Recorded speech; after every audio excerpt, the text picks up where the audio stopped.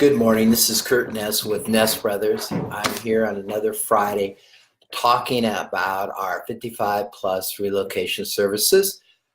We have done, I believe, 12 of these videos, and they are posted on our site. If you go right here to 55plusrelocationservices.com, you're going to find those videos. Kind of talked about different subjects dealing with downsizing and the process that you need to go through. The last couple of weeks, I've talked about the different stages of hoarding. There are actually 4 stages. I've gone through 2 out of the 4. I'm going to digress this week from that subject. I just came back from I'd say a much needed vacation. My wife might disagree because she didn't go with me, but I go on an annual golf trip with 3 to 4 other buddies. We've done this for now about 8 years. The weather was great. The golfing was very nice. I always try to take a book when I go on a trip. And the book I took this year was actually a book that Dan Jurgens, one of my friends, had given me, and it says, When Life's Not Working. It's by Bob Merritt. And one of the things that I thought was interesting that kind of goes along with downsizing is the subject, and he's got a chapter 7 deals, have barbed wire discipline. And in the book, he talks about the fact that he lived on like 15 acres of land. And in the back of his wooded lot was this large roll of fencing and barbed wire. And it sat there for like 12 years. And the weeds and the vegetation had kind of grown through it. And obviously it wasn't something that you could just go out there and pick up and haul away. And it always bothered him. And he finally got the idea that every time I go out there, I'm going to take a wire cutters and I am going to snip off a piece of the barbed wire and put it in his trash. And he did that for the first couple months, and nothing changed. It just seemed to be the same. And beginning the 3rd month, when he clipped off a piece, it's like this section came off. And to fast forward, it took him 14 months. But over that 14-month period, he was able to get rid of this eyesore that he'd been looking at for years. And the reason I go into that story is that, unfortunately, I believe we live in a very fast-paced world. We think that we've got to get things done right now and move on to the next. And whenever you're doing a transition, I think that it is important to have a goal and to have a plan.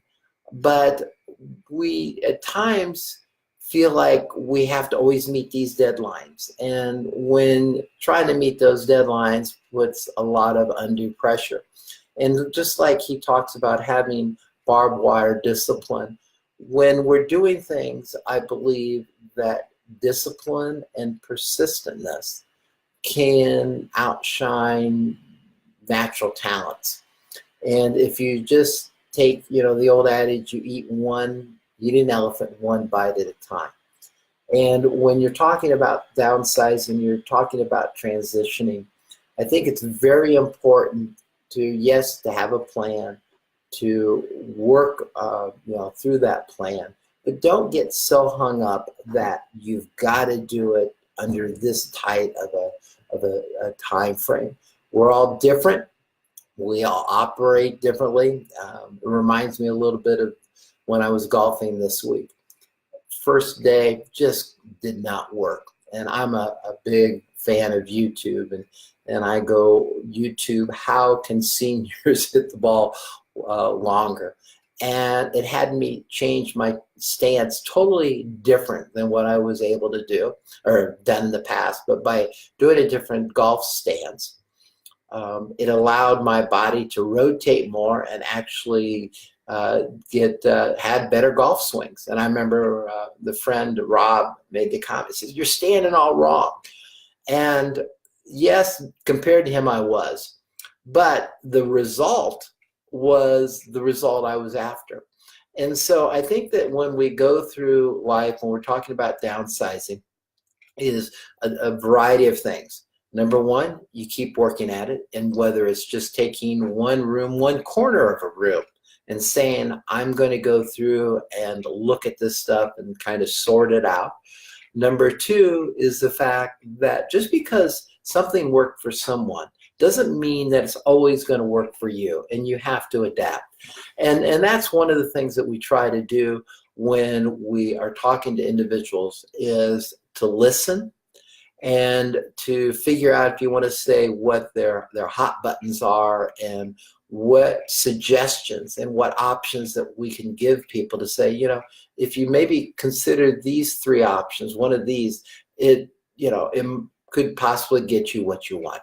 So that's my short talk for today. We will next week get talking more about hoarding, but remember, don't always focus on the destination, but enjoy the journey. Everybody have a great week. Thank you. Find my mouse. Technology is good when it works. Here we go. Bye now.